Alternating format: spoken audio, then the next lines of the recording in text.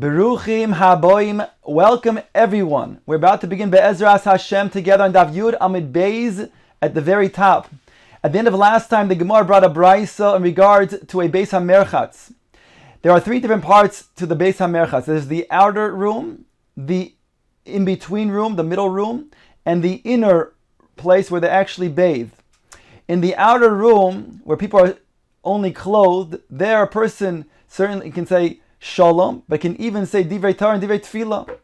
However, in the middle room, where people, some are standing clothed and some are unclothed, there a person can say Shalom to his fellow man, but he cannot say Divrei Torah and Divrei Tefillah. In the inner place where they bathe, which has the same din as a Beis HaKisei, so certainly he cannot say Divrei Torah and Divrei Tefillah, and he cannot even say Shalom to his fellow man. Now our Gemara discusses this inyan of saying Shalom in a Beis HaMerchatz. Ein sham shila Shalom, quoting that brisa. Messiah le Rav Hamnuna mishmei de Ula. This supports Rav Hamnuna, what he said in the name of Ula. The Omar Aser la Adam sheyitein Shalom lechaveiro Beis HaMerchatz mishum shene'emar vayikra loy Hashem Shalom. It is prohibited for a person to say Shalom in the Beis HaMerchatz, because after all, it says Vayikra loy Hashem Shalom. Gidon called HaKadosh Baruch Hu Hashem Shalom. So therefore, it's a reference to HaKadosh Baruch Hu. So that can't be said in the Beis HaMerchatz and Huadin in the Beis HaKisei. Elameato Hem Nusonami also lemeimar Beis HaKisei. Dichsiv hakel haneman. From here also we see then you cannot say hemnusa, you cannot say emuna, which is also a kinui for Hashem. As the pasuk says, hakel haneman. HaKadosh Baruch Hu is the kel that is neman, that is trustworthy, that has emuna, faithfulness. If you'll say this is true indeed, you cannot say emuna in the Beis HaKisei. V'Amar Rava bar Machasya, Amar Rav Chama bar Gurya, Amar Rav Shari lemeimar hemnusa bebeis HaKisei. It is permitted to say hemnuna or emuna, hemnusa or emuna, faithfulness in the Beis HaKisei. So, it says the Gemara, how is this so? After all, when it comes to Shalom, you cannot say, but when it comes to Hemnusa or Emuna, you could say. Answers the Gemara, Hasam Shem Gufe Lo Ikri. There, in regards to Emuna, that's not HaKadosh Baruch Hu's name. That's not a kinui for Hashem. Says the Gemara, Hachit Dimitargaminon Eloika Mehemna. The Onkelos translates in Aramaic the words of Kel Ne'eman as Hashem being Elokom Mehemna, describing HaKadosh Baruch Hu's Ne'emanus. That means HaKadosh Baruch Hu is faithful. Whereas over here, in regards to Shalom, that's the name of Hashem. HaChashem Gufe Ikri Shalom. The name of Hashem itself is called Shalom. Dirsi Vayikra Loi Hashem Shalom. He called HaKadosh Baruch Hu Hashem Shalom. Shalom was the name of HaKadosh Baruch Hu. So therefore, this is a kinoi that cannot be used in the bathroom. Omar Rav bar Mechasya, Omar Rav Chama bar Gurya, Omar Rav. We're going to have a series of statements in the name that Rava, the son of Mechasya, in the name of Rav Chama bar Gurya, said in the name of Rav. And this is amongst them. Hanoisein matano lechaveroi tzorich lehoidioi. If a person gives a gift to his fellow man, he must let him know that he's giving him a gift for two reasons. One, his fellow man has to know that he's getting a gift. And therefore, if he tells him he's giving a gift and he describes the gift, he gives more joy to the recipient of that gift when he understands what he's receiving. And number two, when he lets him know that he's giving him a gift, then he's making it clear that he's the giver of the gift, whereby he loves the one who he's giving to. That's why he's giving him a gift. It's an expression of his care, of his concern, and of his love for him. So a person must let him know. Shenemar says in the pasuk, Ladas ki ani Hashem mikadishchem. The pasuk over there is talking about where HaKadosh Baruch Baruch Hu tells Moshe Rabbeinu, "Ach es Shabbosai tishmoru." My Shabbos you shall keep. And he goes on to say in the end of the pasuk, "Ladas ki ani Hashem mikadishchem," to know that I am Hashem who is sanctifying you. And therefore, this is a remez. This is a support for what we just said, that a person must let the other one know that he's giving him a gift. Just like Hakadosh Baruch Hu let Klal Yisrael know that he's giving Klal Yisrael a gift of Shabbos. Tanya Mihoch, we have a brisa that also says along these lines, Ladas ki ani Hashem mikadishchem, to know that I am Hashem who sanctifies you. Omar le Hakadosh Baruch Hu leMoshe, says the brisa, Hakadosh Baruch Hu says to Moshe Rabbeinu, Matana toiva yesh li bebeis gnozai, I have a good gift in my treasure house. Now, Shabbos is referred to as a good gift because Shabbos has the ability of the rest, of the enjoyment, the tainug, and the menucha, which is unique on Shabbos. The Shabbos Shvan, her name is Shabbos. I have this great gift. V'ani mevakesh litna liyisrael, and I want to give it to Klal Yisrael. Lech v'hoidiam, go and let it be known to them about the Shabbos. So here we have a support that indeed HaKadosh Baruch Hu lets Klal Yisrael know about the gift that he's about to bestow upon them, the Shabbos. Now, the concept of being noisim matan lechaver tzorich lahodiyoi, this is talking about a gift specifically. But if it was to be tzedakah, there it's the opposite. There, a person, it says matan b'seiser, that a person who gives a gift of tzedakah, he should do so b'seiser, and that's then yechafe af, that covers up anger. Because Baruch Hu gets angry when a person embarrasses somebody else when he gives him tzedakah. So there it's just the opposite. The better, the more a person does not make known that he's the giver of the tzedakah to the recipient and doesn't embarrass him, that is much better. When it comes to a gift, however, we said that a person must make it known so that it increases ava and achva v'shalom v'reus. Says the Gemara, Mikan, Amar Hashem Gamliel, Hanoisin pas latinoik, tzorich lahodia leimoy. If a person feeds a child, let's say his neighbor is playing with his son, so he feeds that neighbor of his, and he gives him something to eat. So he must make it known to his mother that he fed her child, because that will cause her to then love the person who's taking care of her child. My avile, what should he do? Omar Abaye, shoifle mishcha umalile kuchla. Rava says you should hint to the mother by not necessarily saying directly, I gave your son a meal, but rather you should rub some oil around his eyes, and you should put some color around his eyes, and then she's going to then understand that something was being done over here to her son. Her son was eating something. But now that we're concerned that a person would suspect such a thing to be kshafim, sorcery, what should he do?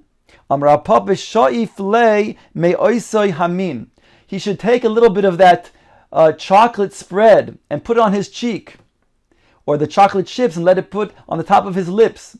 And therefore, when the child comes home to his mother, she'll notice that there's some chocolate smeared on his face. She'll say to his son, "What's this? Why do you have chocolate on your face?" I was giving cookies, I was giving sandwiches, and we had a whole meal. So then the mother will realize that they cared for her son, and she'll come to then also love them. Aini asked the Gemara, is this so the concept of Hanoisim maton lechaveiro tzorich lahoidiyoi? V'ha'omar Rav Chama bar Chanino, Hanoisim maton lechaveiro ein tzorich lahoidiyoi. He says that you do not need to make it known to the person you're giving to a gift.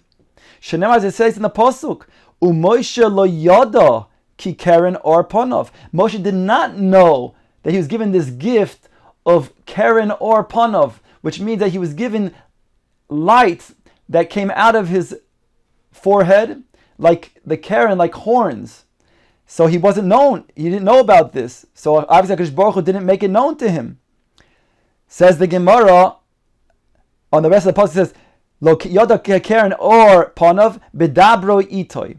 So Gemara says, on the one hand we have a statement tzarich lahodio. On the other hand, we have a statement ein tzarich lahodio. Says the Gemara, Lokashya, ha b'milsa da avida le'igilui, ha b'milsa da le'avida le'agilui.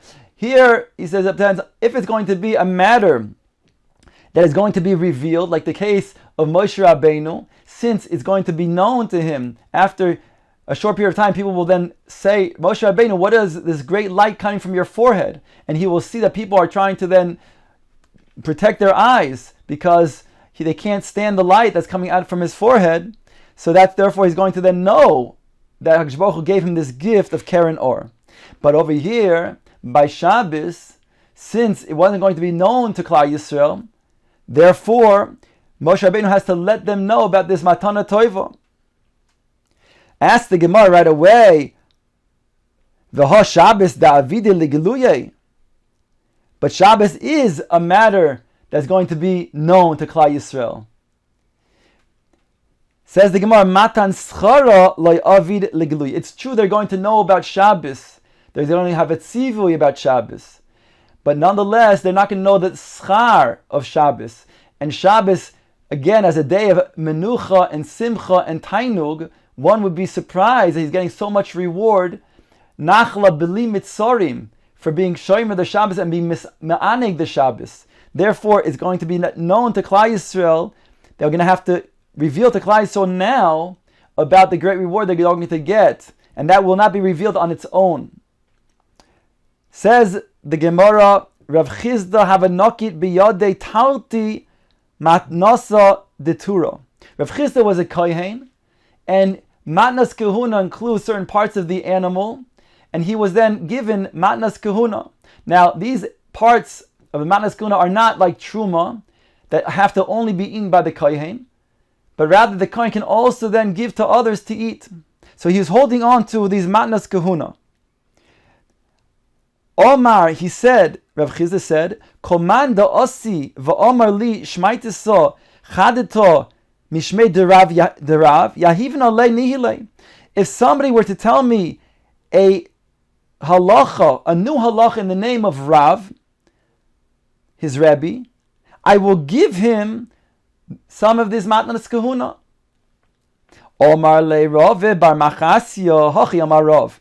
Now Rav bar Machasya says what he told us earlier, and he said the following halach in the name of Rav: Hanoisen matona lachaveroi tzorich lahoidiyoi. A person who gives a gift to his fellow man needs to make it known to him. Shenemar, it said in the pasuk, ladas ki ani Hashem mikadishchem, to know that I am Hashem who is going to mikadish you with the Shabbos. Now it could be that he's sharing this halacha specifically out of all the other halachas that Rav taught, because it's similar to this concept. Since here Rav Chizda is holding on to a matana, and he's saying, I'm going to give you, I'm going to let it known to you, I'm going to give you this gift if you tell me a halach in the name of Rav. So therefore he shared with him the halacha, which is similar to this concept as well. Omar, so Yavanile, so it says that Taka Rav Chizda gave him a portion of the matnas kahuna.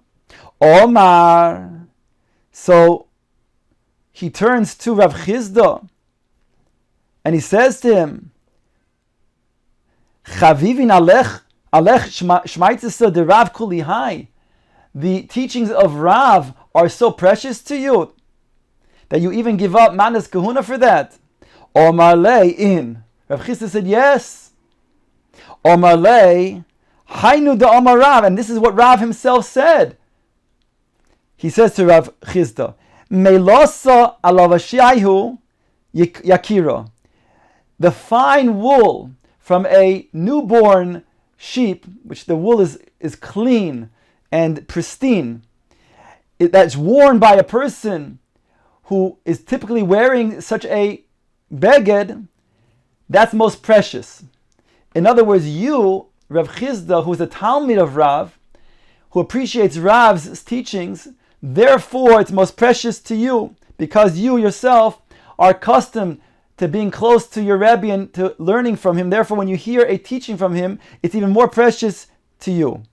Omarle Omar Rav Hochi, did Rav say such a statement? Basraisa adifa limikamaisa. The latter statement that you just told me is even more precious than the earlier one, because that's a personal statement. That's showing me that I'm a close Talmud of him, and therefore that's why I appreciate his teachings. V'have naktina achrisi yahavina loch. If I had another matnas kahuna, I would give it to you as well. Says the Gemara, another statement. V'amarava bar machasya amarav chama bar guya amarav la'olam al yishane adam bonov bein habonim. A person always, forever, la'olam, should not change his behavior towards one child of other children. That means he should be consistent with his behavior towards all the children and not favor one over the other. Shebishvil mishkal shnei sloim melas shenosin Yaakov li Yosef Yosef mishar bonov niskanu boy echov v'nisgalgel hadover v'yardu avoseinu lemitzrayim.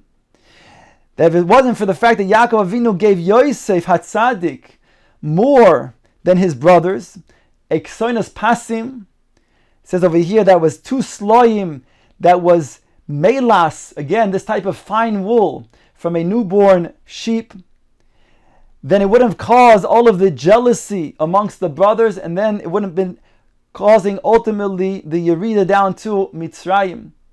And so although Avram Avinu was foretold in the Ben Abisorim, when he was told that there's going to be a Shibud Mitzrayim and there's going to be Inui, nonetheless it didn't have to be so terrible, so painful and with so much suffering, had it not been done through such a way where there was kina as a result of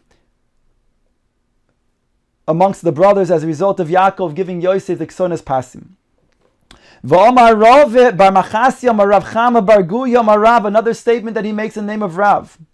La'olam yechazer Adam v'yeshev be'ir sheyeshivasa kroiva.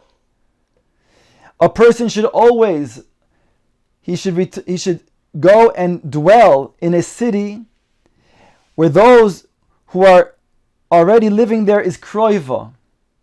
Shemitoshe yeshivasa kroiva avonosecha mu'atin.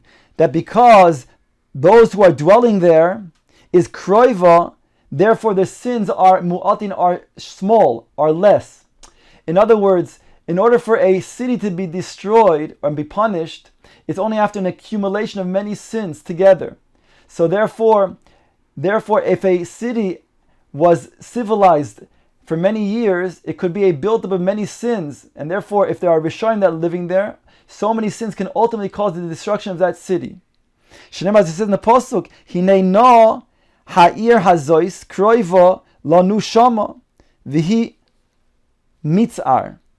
Here the pasuk says that when the Malachim were taking Lot out of Sodom as it was being destroyed in the schus of Avram, so Lot, he beseeched these Malachim to take him to the city of Mitzar, this little town, this little village nearby. And they wanted to take him to where Avram Avinu was, but he was beseeching them to take him to Mitzar.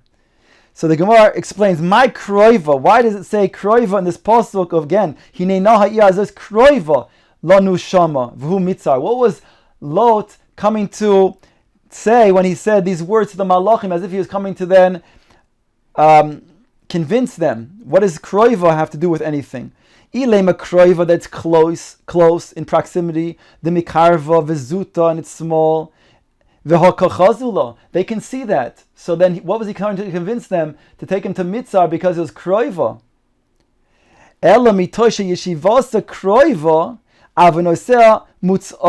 But because this place which is civilized is only kroiva, not close, but rather it's recent, it's more recent, more close in that way, then its sins are more small, meaning it's fewer sins.